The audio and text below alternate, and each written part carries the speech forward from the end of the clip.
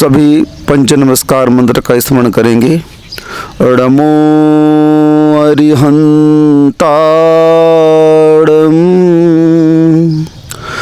नमो सिद्धाणं,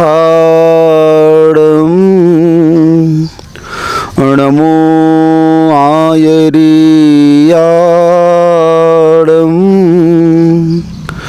नमो वज्रायाणं, नमो लोये सब साहूणं। हाँ नित्य घटती आयु है पर पाप मति घटती नहीं, आई बुढ़ोती पर विषय से कामना हटती नहीं। मैं यत्न करता हूँ दबा मैं, धर्म मैं करता नहीं। दुर्मोह महिमा से ग्रसित हूँ, नाथ बच सकता नहीं। कुंडलपुर के बड़े बाबा की जय। मूल नायक श्री चिंतामणि पार्श्वनाथ जी भगवान की जय। परम पूज्य आचार्य परमेष्ठी श्री विद्यासागर जी महामुनिराज की जय। परम पूज्य निर्यापक मुनि श्री समता सागर जी महाराज की जय। उत्तम आकिंचन्य धर्म की जय। महासागर जी महाराज की जय। कल आप लोगों ने त्याग धर्म के विषय में सुना, लेकिन त्याग आत्मा का स्वभाव नहीं है। त्याग में अपन ने थोड़ा सा विसर्जन किया है, बाकी बहुत कुछ अपने पास रखा हुआ है। त्याग में कितना दिया आपने? थोड़ा सा दिया। आप लोग त्याग करते हो, कितना त्याग करते हो? थोड़ा त्याग करते हो, बाकी बहुभाग आपके पास में रखा रहता है। तो त्याग धर्म जो है ना, वह आज के धर्म को प्राप्त करने का एक अभ्यास है, एक्सरसाइज है। क्या होता है कि एकदम से आप लोगों को कुछ त्याग करने को कह दे तो आप लोग खसक जाते हो। अरे महाराज जी ऐसा हो ही नहीं सकता है। अच्छा भैया इस एक काम करो, धीरे धीरे इसका अभ्यास करो। आज आप अभ्यास के तौर पर ये करना कि शाम को भोजन नहीं करना, फल फूल वगैरह लेकर के अपना काम चला लेना। हाँ महाराज जी हाँ। अब आपने इस पर हाँ क्यों भर दी, तैयार क्यों हो गए? क्योंकि एकदम से त्याग करने में आपको आकुलता आती है। क्या आती है? आकुलता आती है कि अरे कैसे महाराज जी हैं, हम लोग का अभ्यास ही नहीं है। एकदम से रात्रि में आजीवन त्याग करने की बात कह रहे हैं, पानी त्याग करने की, चारों प्रकार के आहार के त्याग करने की बात कर रहे हैं। नहीं भैया कोई बात नहीं, अपना धर्म बहुत सरल है। कुछ ना करने से कुछ करना बेहतर होता है, कुछ ना करने से कुछ करना बेहतर होता है। भैया कुछ नहीं कर रहे हो, कुछ तो करो। क्या करो भाई? मोक्ष मार्ग की शुरुआत करनी है तो कहीं ना कहीं से तो करनी होगी। भाई एक कौवे का मांस का त्याग किया तो आचार्य कहते हैं उसका त्याग तो करो, कम से कम आत्मा में त्याग के संस्कार तो आए। किसके संस्कार आए? आज हम लोगों के लिए कहना पड़ता है आप लोगों को, भैया फास्ट फूड मत खाओ। अब आप देखो उसके बिना आपका और आपके बच्चों का काम चल सकता है, लेकिन आज हमें बड़ा अफसोस से कहना पड़ता है, मजबूरी में हम लोगों को आप लोग ये कहना है भैया संगी पंचेंद्री का मांस तो नहीं खाओ, कम से कम आलू खा लो। क्या खा लो? महाराज जी आलू का समर्थन कर रहे हैं। नहीं भैया समर्थन नहीं कर रहे हैं, आपको उस पाप से बचा रहे हैं। उसका त्याग इसलिए करवाना पड़ रहा है कि उस ग्रहण के माध्यम से आपकी आत्मा में इतने सारे पापों का आगमन हो रहा है, संचय हो रहा है। आप समझ नहीं पा रहे हो क्योंकि उसमें संगी पंचेंद्री का कलेवर मिला हुआ है, अंडा मिला हुआ है, चर्बी मिली हुई है, मछली के पाउडर अजीनोमोटो वो हर चीज़ में डाला जा रहा है। हर प्रकार के मांस उसमें इनडायरेक्ट डाले जा रहे हैं और आप खा रहे हो। उसका त्याग हमें कराना पड़ रहा है। इसलिए महाराज जी आलू का समर्थन कर रहे हो आप? नहीं, तब समर्थन नहीं कर रहे हैं। आचार्य महाराज ने जब एक कौवे का मांस कराया उस पूर्वा भील को, तो क्या उन्होंने मांस का समर्थन किया? क्या वो तो खा ही रहा अन्य मांसों को, लेकिन नहीं, त्याग के संस्कार उसकी आत्मा में धीरे धीरे पड़ें, ये होता है साधु का लक्ष्य। साधु इसी लक्ष्य को लेकर चलता है कि किसी भी प्रकार से इसके जीवन में त्याग आना चाहिए। कैसे आए त्याग? वो कोई न कोई उपाय लगाते हैं, संस्कार डालने का प्रयत्न करते हैं, तब कहीं जाकर के वह जीव संस्कारित होकर के उस त्याग को पूर्णतः त्याग के रूप में बदल देता है। क्योंकि जब तक हम त्याग को पूर्णतः त्याग के रूप में नहीं बदलेंगे तब तक आकिंचन्य धर्म प्रकट हो नहीं सकता है। आकिंचन्य का अर्थ क्या है? किंचित मात्र भी तुम्हारा कुछ नहीं है तुम्हारे पास में, किंचित मात्र भी। फिर क्या करें? अब इस सबको छोड़ना बड़ा मुश्किल होता है। इसीलिए तो भैया अब देखो मोक्ष मार्ग में जब बढ़ते हैं तो आचार्य शक्ति का उद्घाटन करवाते हैं उस शिष्य के अंदर, उसकी शक्ति का उसको भान कराते हैं, उसको ज्ञान कराते हैं कि हे आत्मन, तेरे अंदर अनंत शक्ति है, तो उसे देखने का प्रयत्न तो कर। वो अपने माध्यम से नहीं देख पाता है, अपने माध्यम से वो देख नहीं पाता है। उसको गुरु धीरे धीरे अभ्यास के माध्यम से उसे सिखाते हैं। जानवर कोई भी कर्तव्य नहीं करना चाहेगा। क्या शेर कभी पिंजड़े में बंद होना चाहता है क्या? क्या जो सर्कस के जानवर हैं वो किसी प्रकार का कर्तव्य दिखाना चाहते हैं क्या? नहीं। आपने उसको अपने पोजीशन में ले लिया, अपने अधीन ले लिया, अपने अधिकार में ले लिया और धीरे धीरे उसको भूखा रख करके, डंडा दिखा करके, मार करके उसके अंदर टैलेंट पैदा कर दिया आपने। क्या कर दिया? अब क्या सभी कुत्तों के अंदर टैलेंट होता है? क्या कभी शेरों के अंदर टैलेंट होता है? क्या सभी प्रकार के हाथी टैलेंटेड होते हैं क्या? सभी प्रकार के जो सर्कस में कर्तव्य दिखाते हैं जानवर वगैरह, वो टैलेंट पहले से रहते हैं क्या? उनके अंदर टैलेंट है। क्या है उसके अंदर? और उस टैलेंट को उस रिंग मास्टर ने उद्घाटित कर दिया, प्रकट कर दिया। क्या कर दिया?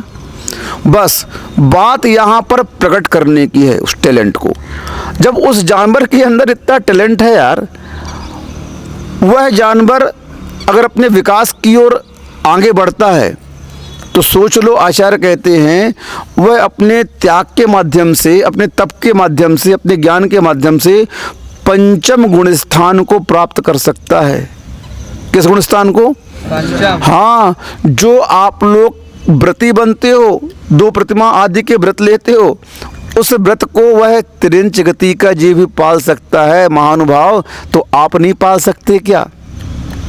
असंख्यात त्रियंच स्वयंभू रमण द्वीप समुद्र के पंचम गुण स्थानवर्ती होते हैं। कैसे होते हैं? असंख्यात त्रियंच, संख्यात नहीं, असंख्यात त्रियंच। और उस असंख्यात त्रियंच ही असंख्य देव की सीटों को फुल करते हैं। सिद्धांत ग्रंथ को जब हम देखते हैं चारों गतियों में तो असंख्यात देव होते हैं, असंख्यात नारकी होते हैं, असंख्यात त्रियंच होते हैं और मनुष्य संख्यात होता है। कितना होता है? अब असंख्यात की सीट कौन फुल करेगा? असंख्यात ही करेगा। संख्यात असंख्यात की सीट फुल कर नहीं सकता है। तो उस असंख्यात त्रियंचों के माध्यम से पंचम स्थान को धारण करके, सम्यक दर्शन को प्राप्त करके वह जीव स्वर्गों की उस वैकेंसियों को फुल कर देता है। अब बताओ आप, एक जगह आचार्य महाराज कहते हैं, हमारे गुरुदेव कहते हैं कि देखो, छायक सम्यक दृष्टि क्या कर रहा है? सामायिक कर रहा है। और घासोपयोगी एक पशु वहाँ पर चारा चर रहा है। क्या चर रहा है? एक छायक सम्यक दृष्टि तद्भव मोक्षगामी, लेकिन अविरत है। क्या है वह? व्रती नहीं है, अविरत है। और वहीं पर एक उसके घर में गाय है और वह गाय घास खा रही है। क्या कर रही है?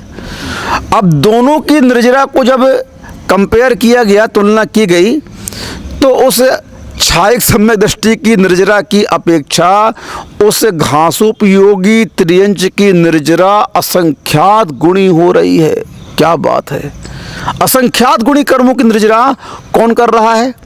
वो घासोपयोगी गाय, वह छाप, छछूंदर, छिपकली, मेढक, असंख्यात गुणी कर्मों की निर्जरा पंचम गुण स्थान को धारण करके कर रहे हैं। और हम आप अभी अपने बारे में सोच नहीं पा रहे हैं। अभी आपको नर्सरी का कोर्स पढ़ाया जा रहा है, बेटा क्या कर दो, फास्ट फूड नहीं खाओ, रात्रि भोजन त्याग कर दो, आलू प्याज नहीं खाओ, गड़ंत नहीं खाओ, वक्ष नहीं खाओ, बाहर का नहीं खाओ। अब इस प्रकार के उपदेश मनुष्यों को दे रहे हैं, कितनी शर्म की बात है। लेकिन फिर भी आचार्य सोचते हैं कि कहीं न कहीं से इसकी आत्मा में त्याग के संस्कार पड़ें। त्याग आत्मा का धर्म नहीं है, त्याग मात्र एक एक्सरसाइज है, एक अभ्यास है।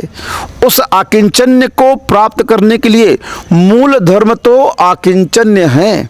क्या है? किंचित मात्र भी, तिलतुस मात्र भी तुम्हारा इस संसार में कुछ नहीं है। और जो कुछ तुम मान रहे हो अपने संसार में, वह सारी की सारी परिणति मोह की है।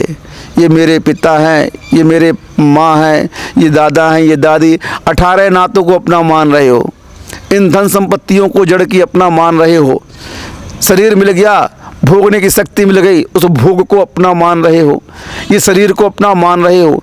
ये तुम्हारा कुछ भी नहीं है। इसीलिए तो इन पर्वों के अवसर पर आपको ज्ञान कराया जाता है। अपने स्वभाव को बदलने का पुरुषार्थ करें, अपनी सोच को बदलने का पुरुषार्थ करें, अपने परिणामों को परिणमन कराने का पुरुषार्थ करें। ये दृष्टि अपने अंदर जागृत करें कि इस संसार में तिलतुस मात्र भी मेरा नहीं है। मैं एकाकी एकत्व लिए सभी आते, तन धन को साथी समझा था, पर ये भी छोड़ चले जाते। किनको साथी समझा था? इस शरीर को, इस तन को, इस धन को, सारे संसार के पदार्थों को क्या समझ करके अपनाते हो? बताओ मुझे। ये मेरी है महाराज। 4 प्रकार के धारणा वाले मनुष्य पाए जाते हैं। पहली प्रकार की धारणा मनुष्य में होती है, वह कैसी होती है? मेरा सो मेरा और तेरा भी मेरा। दुर्योधन के पास में यही भावना थी, यही धारणा थी उसकी कि जो राज्य मेरा है वो तो मेरा है ही, और जो पांडवों का है वो किसका है? वो भी मेरा है। अब बताओ आप, उस कौरवों ने मात्र 5 गांव मांगे थे कौरवों से। कितने मांगे थे? श्री कृष्ण स्वयं दूत बन के गए कि भैया इन पांडवों को 5 गांव दे दीजिए। उस 5 गांव के माध्यम से जो कर आदि आएगा, क्षत्रिय हैं ये भी, राजपुत्र हैं, कैसे रहेंगे? नहीं, ये सारा राज्य मेरा है और मैं इस राज्य की सुई की नोक के बराबर भी इन्हें संपदा और ज़मीन नहीं दूंगा। अब बताइए आप क्या परिणाम है? जबकि ओरिजिनलिटी क्या थी, सत्य क्या था? सारा राज्य पांडवों का था। किसका था? वो तो छल कपट करके आपने उसे जीत लिया, दांव पे लगा करके, जुआ खिला करके, उन्हें मजबूर करके आपने हथिया लिया। लेकिन उसका परिणाम क्या निकला? संसार में अधिकांश व्यक्ति इसी धारणा के पाए जाते हैं कि हराम की संपत्ति मिल जाए बैठे बैठे, बस किसकी संपत्ति मिल जाए, कुछ करना ना पड़े पुरुषार्थ संसार का, कहीं गड़ा धन मिल जाए भगवान, मज़ा आ जाए, कोई गोद ले ले भगवान, मज़ा आ जाए, चले जाए दूसरे की संपत्ति, बस फ्री का मिले, खाए बैठे घूमे उस कुत्ते की भांति, दिन भर भौंकते रहें, अनर्गल बातें करते रहें, जो मिला खा लिया। इस परिणति के लोग इस संसार में बहुत हैं, बहुत हैं। और आज सरकार और निकम्मा बनाती जा रही है। फ्री में चावल दे दिया, फ्री में दाल दे दी, फ्री में गेहूं बांट दिया, सब कुछ राशन की दुकान में अल्प रेट में मिल रहा है, बहुत कम भाव में वस्तुएं उपलब्ध करा रहना है। अब इसका परिणाम अच्छे के रूप में नहीं मिल रहा है, बुरे के रूप में मिल रहा। सारे मजदूर वर्ग इतने अलाल हो गए आज, इतने आलसी हो गए आज कि कोई भी मजदूरी नहीं करना चाहता, और कर भी ली मजदूरी तो 1 हफ्ते मजदूरी कर ली और 3 हफ्ते आराम से बैठ करके खाएंगे। क्यों? खाने को सरकार दे ही रही है और बस पीने के लिए चाहिए, परिणाम क्या हो गया? वह सारे पुरुषार्थ को गौण कर देता है और शांति से उन पापों में लिप्त रहता है। मात्र भोग ही भोग उसे दिखते हैं और कुछ नहीं करता वह संसार। परिणाम क्या हो रहा है? देश का आंतरिक और बाह्य दोनों विकास अवरुद्ध हो रहा है इसके माध्यम से। आप वोट की राजनीति के लिए ये कर रहे हो और उसका दुष्परिणाम कालांतर में क्या होगा? हमारा देश और पीछे हो जाएगा। विदेशों के नागरिकों के बारे में सुना तो आश्चर्य होता है। वहाँ पर हड़ताल कैसे चलती है, सुन रहे हो? ध्यान से सुनो। वहाँ पर हड़ताल कैसे विदेशों में हड़ताल कैसी होती है? जैसे भारत में हड़ताल होती है तो आगजनी होती है, पूरे मजदूर आकर के सड़क पर बैठ जाएंगे, शासन प्रशासन उनको रोकने में लगा रहता है, आर्मी पुलिस सबको बुलाना पड़ता है, कहीं ये आतंक न फैला दें, कहीं ये झगड़ा न फैला दें, कहीं ये आगजनी न कर दें। सब प्रकार के क्या करना पड़ता है?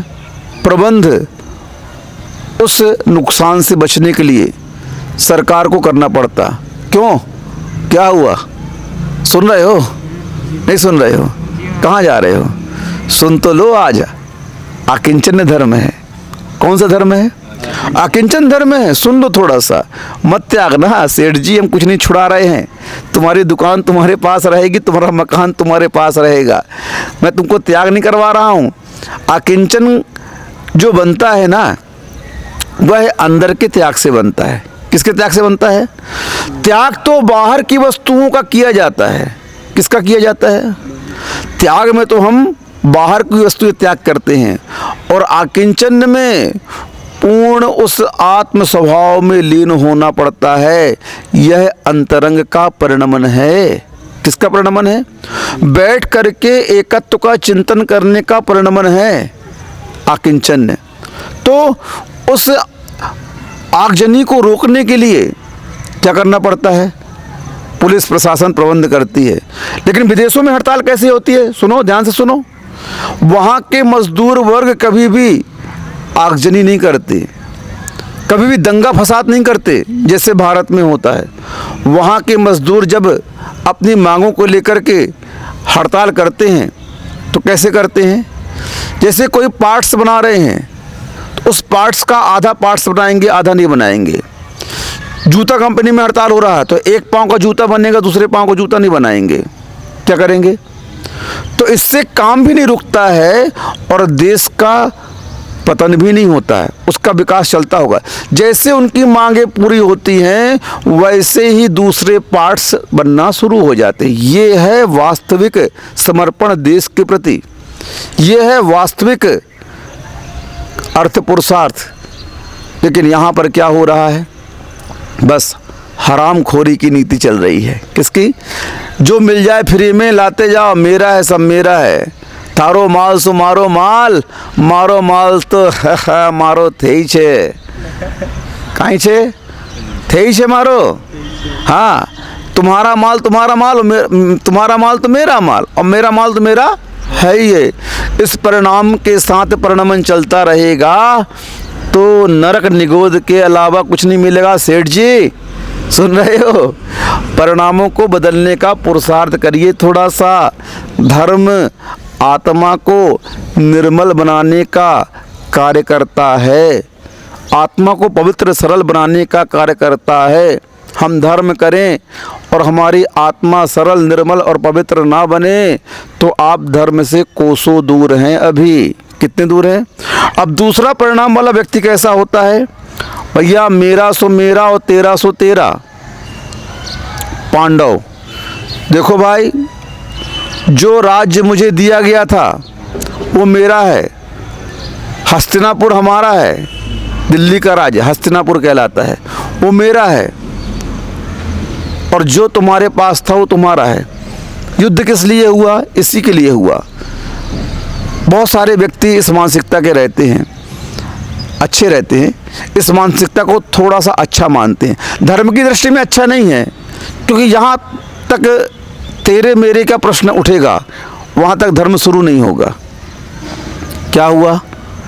पांडवों ने युद्ध इसीलिए किया कि भाई तेरा तो तेरा और मेरा तो मेरा, ये अधिकार है, मैं इसे लेकर रहूँगा। ठीक है, अधिकार तक लड़ने के लिए कोई दिक्कत की बात नहीं है। कोई तुम्हारे अधिकारों को हनन कर रहा है, उसके लिए बोलो। आगम में भी विरोधी हिंसा का प्रकरण आ जाता है कि जब तुम्हारे ऊपर कोई अत्याचार हो, अनीति हो, अन्याय हो, कोई तुम्हें मारे, परेशान करे, तो तुम विरोधी हिंसा कर सकते हो, क्योंकि अभी तुम श्रावक हो।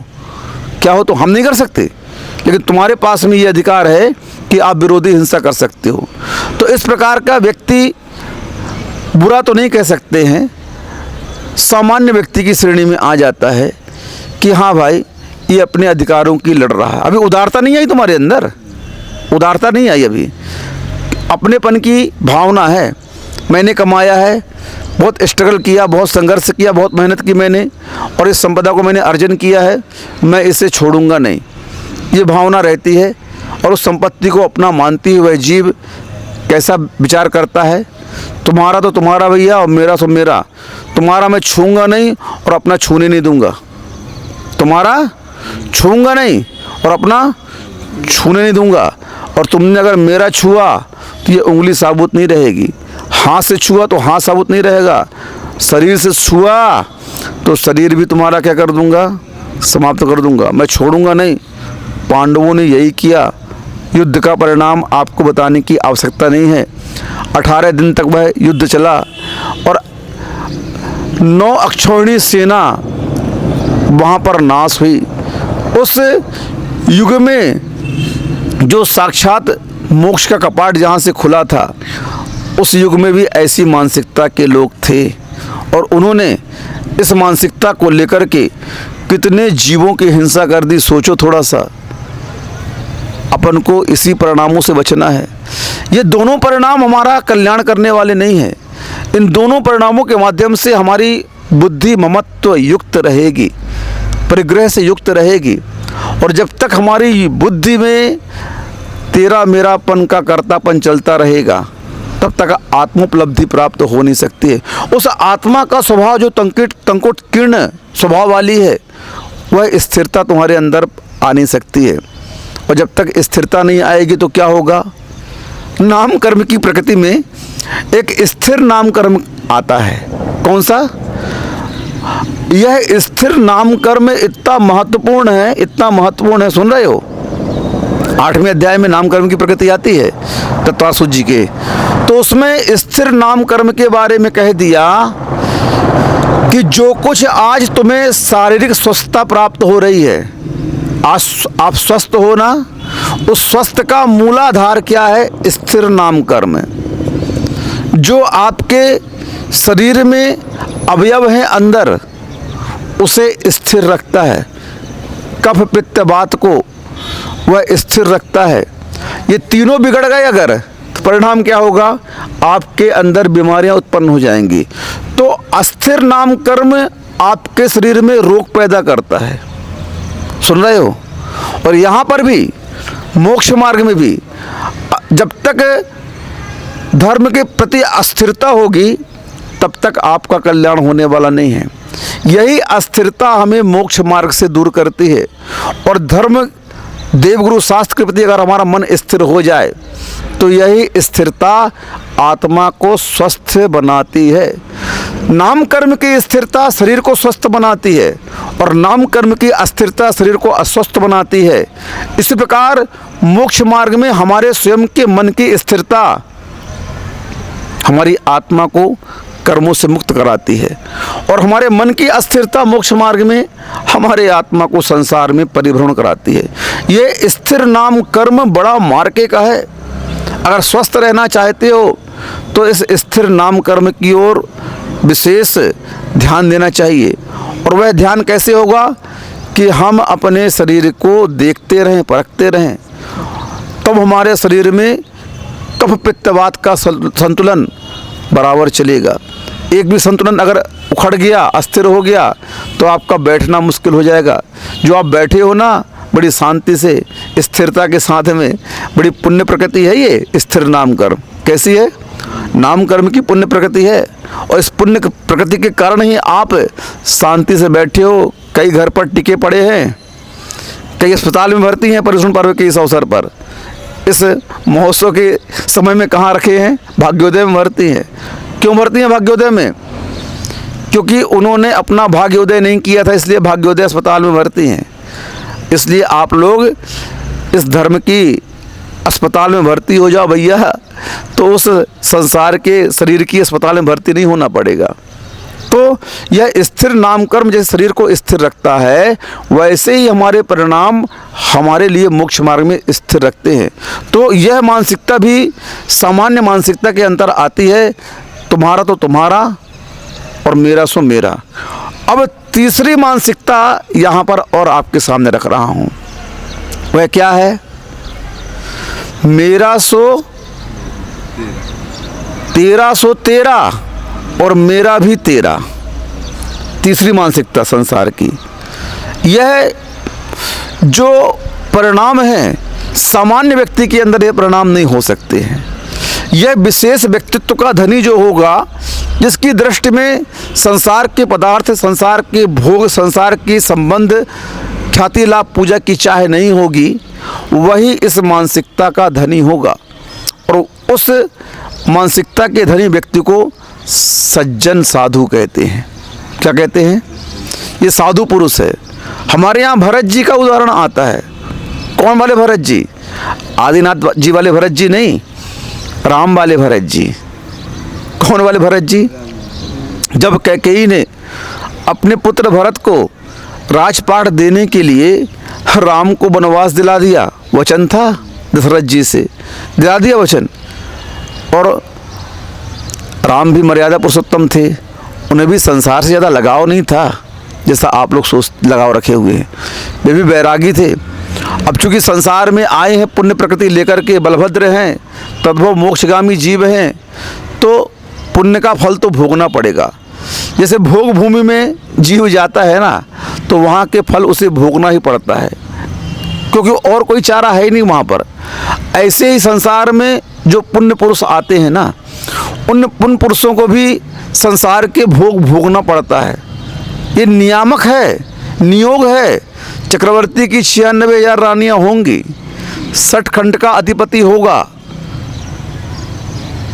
9 निधि 14 रत्न होंगे, 32,000 मुकुट बद्ध राजा उसके चरणों में प्रणाम करेंगे। ये भोग उसके नियामक रहते हैं। कैसे रहते हैं? उनको भोगना ही पड़ता है, चाहे वह चक्रवर्ती सम्यक दृष्टि हो और चाहे मिथ्या दृष्टि हो, चाहे स्वर्ग जाने वाला हो, चाहे मोक्ष जाने वाला हो, और चाहे नरक जाने वाला हो। सभी को ये नियोग भोगने पड़ते हैं। सलागा पुरुषों में जो आते हैं उनका नियोग रहता है, और उस नियोग के अनुसार उन्हें पुण्य भोगना ही पड़ता है। राम भी बलभद्र थे, तो उनकी भी पत्नियां थी, फिक्स था 10,000 पत्नियां, 8,000 जितनी आगम में लिखी हैं उतनी पत्नियां थी उनके पास में। पुण्यवान पुरुष थे, उन्हें मालूम था कि हमारा कोई बाल बांका नहीं कर सकता है। पुण्य का प्रभाव इतना रहता है कि उस पुण्य के प्रभाव से उस जीव का कुछ भी नहीं हो सकता है अहित। जो तद्भव मोक्षगामी जीव होते हैं सिद्धांत के अनुसार, उनका कभी भी बिगाड़ नहीं होता। प्रद्युम्न को जब उसके पूर्व भाव का बैरी जो दैत्य बन गया था, वह उसे बचपन में 6 दिन का था, उठा के ले गया और एक बहुत बड़ी शिला के नीचे उसको उठा करके नीचे रख दिया। शिला के 50 हाथ, भाई 52 हाथ की शिला थी। कितने की? और उस जमाने का 50 हाथ कितना बड़ा था, उसके अवगाहना के हिसाब से रहा होगा। तो उस शिला के नीचे दबा दिया। सामान्य बालक होता तो मर गया होता, लेकिन पुण्यवान था, तद्भव मोक्षगामी जीव था वह प्रद्युम्न जी। क्या हुआ? दूसरा विद्याधर आता है और देखता है शिला क्यों हिल रही है, अपनी विद्या के माध्यम से उठाता है, और जैसे ही उठाता है तो क्या देखता है? ओहो, ये बालक है। उसको उठा करके पुनः अपने राज्य में ले जाता है, वो राजकुमार बन जाता है। यहाँ भी राजकुमार था, वहाँ भी कैसा जीवन जी रहा है राजकुमार का। तो पुण्यवानों को संसार में कभी भी कोई अभाव नहीं देखना पड़ता है। अभाव जैसा दिखता तो है कि देखो इन्हें राज्य से निकाल दिया, लेकिन आगे का जब जीवन उनका पढ़ते हैं कि जहाँ कहीं भी गए, वन में गए, उनको सब कुछ वहाँ उपलब्ध हुआ, राजपाट, वैभव, पत्नियाँ, सब कुछ मिलते गए उनके लिए, सब कुछ मिलता गया। पुण्य का प्रताप ऐसा होता है। भरत जी को जब पता हुआ, मालूम पड़ा कि माँ ने मेरे लिए राज्य देने के लिए भैया को क्या कर दिया, वनवास भेज दिया।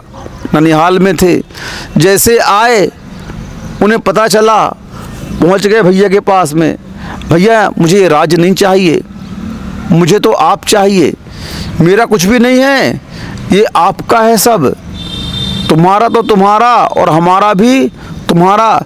भैया ये राज्य क्या, मैं भी आपका हूँ। किसका हूँ मैं भी आपका हूँ। इस प्रकार के परिणाम। चौथे प्रकार का व्यक्ति किस भावना से ओतप्रोत रहता है, भैया मेरा सो तेरा ये सब खत्म हो गए। वह क्या कहता है, तेरा न मेरा दुनिया रैन बसेरा। इस संसार में कुछ भी मेरा नहीं है। क्या है दुनिया, कैसा है, एक रैन बसेरा है। कैसा है दुनिया, रैन बसेरा। इस संसार को सराय कहा गया है, धर्मशाला कहा गया है।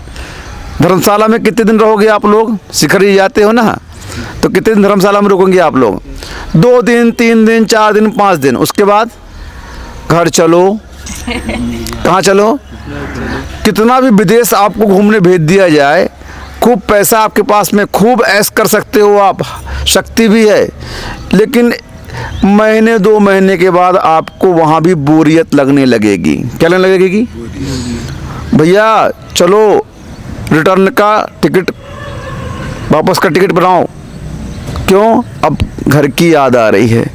अब होटल की खाते खाते उब गए, अब माँ के हाथ की रोटी याद आ रही है। किसकी रोटी याद आ रही है, माँ के हाथ की रोटी याद आ रही है ना, आ रही है ना। हाँ, तो संसार में मूल भावना यही है, तेरा न मेरा दुनिया रैन बसेरा। साधु महाराज बैठे हैं ध्यान में। श्रेणिक उन महाराज को देख करके एकदम से हतप्रभ रह गया, आश्चर्यचकित रह गया। ओहो, इतनी अल्प अवस्था में ये साधना, इतना सुंदर रूप, इतना हष्ट पुष्ट शरीर और ये दिगंबरत्व, जरूर कोई न कोई इसके साथ घटना घटी होगी। उनके पास पहुंच करके प्रणाम करता है, महाराज इस अल्प वय में आप ये साधना कर रहे हैं, आप राजभवन चलिए हमारे साथ में, जो आपकी आवश्यकता होगी, जो भोग होंगे, सारे भोग आपको उपलब्ध कराए जाएंगे, वो भी राजसी भोग। आप चलिए। तो राजन आप क्या उपलब्ध कराओगे? नहीं मैं सब करूँगा, आपको क्या चाहिए बताइए, मैं सारी सुविधाएं आपके लिए उपलब्ध। मुझे जो चाहिए दोगे आप, मुझे जो चाहिए दोगे? बोले हाँ दूंगा। बोले मुझे ऐसी जवानी चाहिए जिसमें कभी बुढ़ापा ना आए।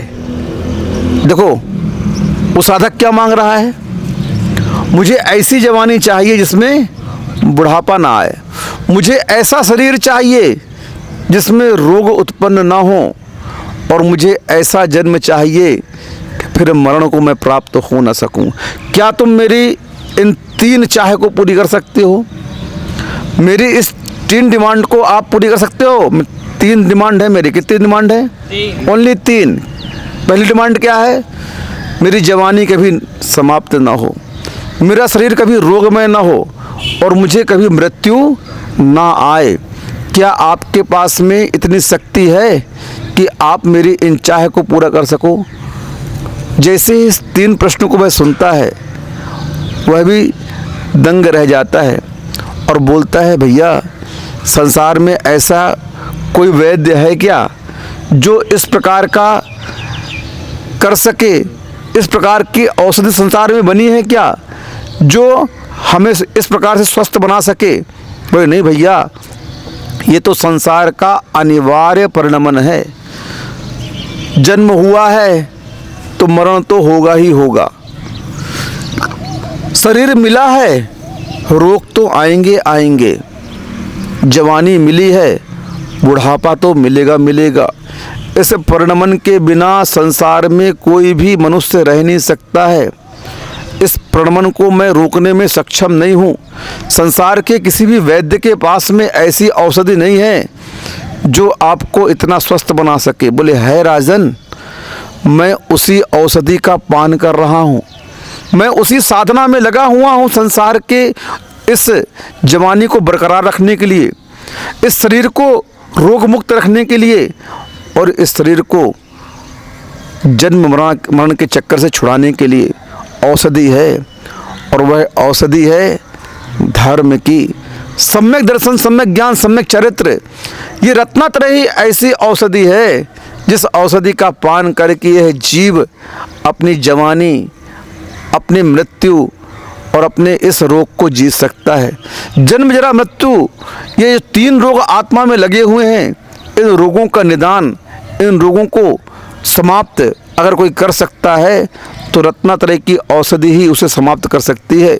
इसलिए इस रत्नत्रय की औषधि का पान मैं कर रहा हूँ और अपने आप में अपने आप को स्वस्थ महसूस कर रहा हूँ। तुम्हें जो कठिन दिख रहा है, तुम्हें जो बहुत आश्चर्यचकित करने वाला दिख रहा है, इस पर आश्चर्य नहीं करो, इस पर ज़्यादा आप चकित मत हो। ये कोई कठिन कार्य नहीं है, ये कार्य बहुत आसान है, क्योंकि ये कार्य आपने किया नहीं है ना, इसलिए आपको कठिन लग रहा है। जब तक आप किसी कार्य को नहीं करते हैं तब तक वह कार्य आपको कठिन लगता है। कैसा लगता है? लेकिन उसी कार्य को जब आप लगातार करते रहें वह कार्य आपके सामने एकदम चुटकी बजाने जैसा हो जाता है। यूं ही कर दूंगा मैं, चुटकी बजा कर दूंगा। क्यों कर दूंगा भैया? क्योंकि उस कार्य के आप अभ्यस्त हो चुके हो। संसार के कार्यों के आप इतने अभ्यस्त हो चुके हो कि उन कार्यों को करने में आपको बिल्कुल भी तकलीफ महसूस नहीं होती। आप अपने आप को कभी भी दुखी नहीं मानते हो संसार के कार्य करते करते। लेकिन श्रमणों की चर्या जब देखते हो तो आपके आंखों से आंसू निकल आते हैं। एक अंतराय हो जाता है, श्रावक रोता रहता है बेचारा, महाराज को अंतराय हो गया। केस रुंज जब करते हैं तो हम तो हंसते हैं और सामने देखने वाला श्रावक रोता है, महाराज कैसे कर रहे हैं केस रुंज। पाँव पे छाले आ जाते हैं गर्मियों में, श्रावक देख करके बोलता है भगवान कैसी साधना है। अब तुम्हें कठिन क्यों लग रही है? क्योंकि तुमने कभी किया नहीं है। और मुझे इतनी सरल लग रही है ये कार्य कि ऐसा लगता है कि कोई भी परिश्रम है ही नहीं श्रमण बनने में। जितना परिश्रम श्रावक बनने में है, श्रावक की क्रियाओं में है, उससे अल्प परिश्रम श्रमण बनने में है। लेकिन आपका उस पर अभ्यास ना होने के कारण आपको उसमें परेशानियां दिख रही हैं, दुख दिख रहा है, क्लेश दिख रहा है। लेकिन यहाँ का आनंद सो इंद्र नाग नरेंद्र वा अहमिंद्र के नाही कहो। इन लोगों के पास भी वो सुख नहीं है जो सुख एक आत्मानुभूति करने के वाले के पास में है, जो सुख शुद्धोपयोग में लीन रहने वाले श्रमण के पास में है। वह सुख तो संसार के अच्छे अच्छे पदाधिकारियों के पास भी नहीं है, अच्छे अच्छे सेठों के पास नहीं है, यहाँ तक कि इंद्र नाग नरेंद्र इनके पास भी नहीं है। अब आप सोच लो उस आत्मरमण में कितना आनंद है, कितना सुख है। लेकिन वह सुख कब प्राप्त होगा? जब आपके मन में यह भाव आ जाएंगे, धारणा बन जाएगी और आप इसे क्रिया रूप परिणत कर देंगे। न तेरा न मेरा दुनिया रैन बसेरा, यह शाश्वत सत्य है। और इस शाश्वत सत्य से जब तक आप परिचित होकर के इसे अपने जीवन में क्रिया रूप परिणत नहीं करेंगे तब तक आपको इस आकिंचन्य धर्म की उपलब्धि नहीं हो पाएगी, इस हल्केपन की उपलब्धि नहीं हो पाएगी। संसार के समस्त परिग्रहों का त्याग करने के बाद ही आपको इस आकिंचन्य धर्म की प्राप्ति होगी। और इस आकिंचन्य धर्म की प्राप्ति के बिना उस आत्मा का आनंद कभी उद्घाटित हो ही नहीं सकता है। इसलिए सत्य को पहचानो, संयम को अंगीकार करो, त्याग के माध्यम से इन पदार्थों का विसर्जन करना शुरू कर दो, छोड़ना शुरू कर दो और उस आत्मा में उस स्वभाव को प्राप्त करने का प्रयत्न करो। संपूर्ण त्याग के परिणाम का फल है आकिंचन्य है।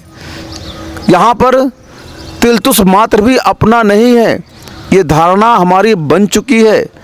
और उस बाह्य परिग्रहों को तो हमने संपूर्ण त्याग दिया, और उस अंतरंग परिग्रह जो कसाय रूप हमारे अंदर विद्यमान था, उसे भी हम समित करते हुए, उसे भी हम दबाते हुए, उनका क्षय करते हुए उस आकिंचन्य आत्मा का आनंद ले रहे हैं। इस आकिंचन्य आत्मा ही मोक्ष मार्ग की सशक्त साधन के रूप में कही गई है, और इसके बिना मोक्ष की उपलब्धि 3 काल में संभव नहीं है। आप लोग भी त्याग के माध्यम से अपने अंदर ये संस्कार डालें कि मुझे आकिंचन्य बनना है, मुझे भी पूर्णतः रिक्त होना है, पूर्णतः खाली होना है, पूरी तरह से हल्का बनना है, ताकि मैं भी ऊर्ध्वगमन कर सकूं। मैं भी कैसा बन सकूं? पहाड़ पर चलने के लिए पर्वतारोही कम से कम वस्तु रखता है, ताकि हमें उस मार्ग में कठिनाई ना आए।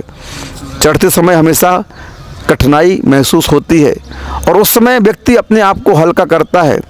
ऐसे मोक्ष मार्ग की चढ़ाई पर उस ऊर्ध्वगमन स्वभाव वाली आत्मा को ऊर्ध्वगमन ले जाने के लिए इस आत्मा को भी इन परिग्रह से हल्का करना पड़ेगा। इस परिग्रहों को अपनी आत्मा से दूर करना पड़ेगा। ये बोझ हैं, और जब तक ये बोझ परिग्रह का आपकी आत्मा में लदा रहेगा, तब तक यह आत्मा हल्की नहीं होगी, और जब तक हल्की नहीं होगी तो यह ऊर्ध्वगामी स्वभाव इसका हमेशा दबा रहेगा, कभी भी ऊपर नहीं जा सकती। इसलिए आप लोग इस आकिंचन धर्म को अपनाएं। त्याग तो आपने बहुत किया, लेकिन संपूर्ण त्याग के परिणाम रखें, मुनि बनने के परिणाम रखें, तभी वह आकिंचन्य धर्म आपकी आत्मा में प्रकट होगा। इन्हीं भावना से अहिंसा परमो धर्म की जय।